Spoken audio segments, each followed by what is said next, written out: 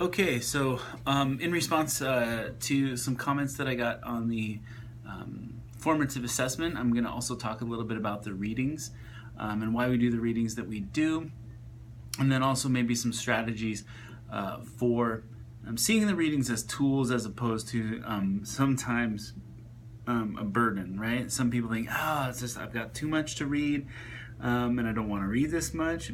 Other people think, gosh, I'd really like to have time to read all this and I just can't get through it all. And so a lot of the reading has to do with time management because some of the readings are more difficult than others. As you may have noticed, and as a number of people commented, they tended to like the Invisible Hands readings a lot better than what we were doing earlier in the semester. And this is a very common comment that I get, and it speaks to the difference between the two types of readings that we've kind of done so far, which are theoretical versus narrative, right? And then also how complex they are. Almost everybody likes a good story. And storytelling is something that is just so ingrained in human nature that when we have something like the Ana Juarez or Martin Barrios narratives in the Invisible Hands book, we get involved in that person. We get involved in their lives. We like to hear their story. And that's a much different type of reading than, say, the Cycle of Socialization or the Identity reading or some of the ethics readings that are very theoretical. They give you frameworks for thinking about things. And so they are more complex and they do take longer to get used to because you've been telling stories and reading stories and being told stories your entire life. So you understand that framework. You understand how that structure works. And so it's almost natural. Story feels natural. Whereas theory might not feel as natural at this point because maybe you haven't been exposed to a whole bunch of it throughout your college career.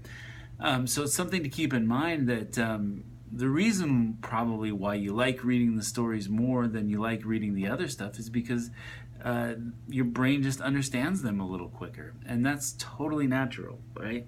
I've read some stuff in grad school that I was like, oh my god, I tried to read it 17 times and fell asleep every time. Part of it was because I was just tired all the time, but another part of it was just it was so dense I just couldn't quite wrap my head around it. And so you really need to think about time management and energy management to make sure that you're approaching some of these readings with the energy that you need. Because reading the Cycle of Socialization, or another one later in the semester called, we'll be referring back to it later in the semester, is the Five Faces of Oppression. Those are hard articles, right? They're complex, and you can read them 4 or 5 times without fully understanding them, but starting to implement little bits of them. So that's what I want you to focus on with the theory, is just continue to go back to them and reread little parts of them and try to incorporate the theory into the idea of narrative. Somebody mentioned that the Cycle of Socialization was really dark. And I think that's an interesting thing to say because it is talking about something that's pretty heavy. But that's kind of the point of talking about oppression, is that a lot of people around the world have experiences that maybe we haven't had that are part of a systemic problem, a structure that favors essentially white, male, American, Christian, able-bodied, straight, and so on people. And so when you start thinking about the class differences between, what it means to be lower middle class in the United States compared to other countries, you can start to see that there are some problems, that there is some darkness there that we have been shielded from. So keep in mind that some of the things we're going to be talking about are going to be hard to deal with because we've been shielded from them as a fairly privileged. I mean, the idea that you're in college right now indicates that there has been some sort of privilege in your life compared to someone else who the idea of college is just it's non-existent. They're never going to have the opportunity to go to college. So keep that in mind as well. And then also something else that somebody mentioned was that I can't remember everything that I read. And it's like, I can't either. That's why I take notes. Sometimes I make little videos for myself or little audio recordings to remind me of some of the key ideas so that when I come back to them, when I can finally write about them, I have some basic ideas down. Also, in my face-to-face classes, I have students do reading response write-ups for every single reading that they do, and that has 3 parts. It's got one part that's a brief summary, about 125 words, which is hard to do for some complex articles, but it gets you the basics. And then a 50 to 60 word connection to class, right? How are you going to synthesize this idea with some other concept from class? And then a good discussion question, because if you're asking good discussion questions, it's helping you to understand the article better.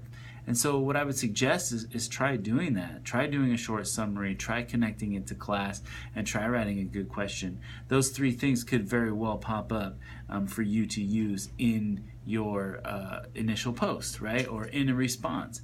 So you might already have some work done by the time you get to it, but also you have a reminder of something you read 3 days prior that maybe you wouldn't remember unless you read it again. So a little bit of time up front in preparation and doing some summary can be very helpful when approaching the readings later on.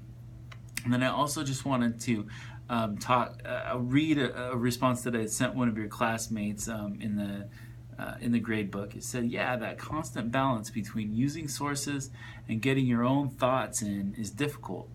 That pattern of analysis and synthesis is one of the most important skills you can learn from college, which is why I have you practice it so much. Eventually, you'll start to think in ways that automatically incorporate your own ideas with the ideas of others. It takes a while to master that ability, so keep working at it. Eventually, other people's ideas become effectively enmeshed with your own, like using someone else's pattern or fabric to make your own quilt.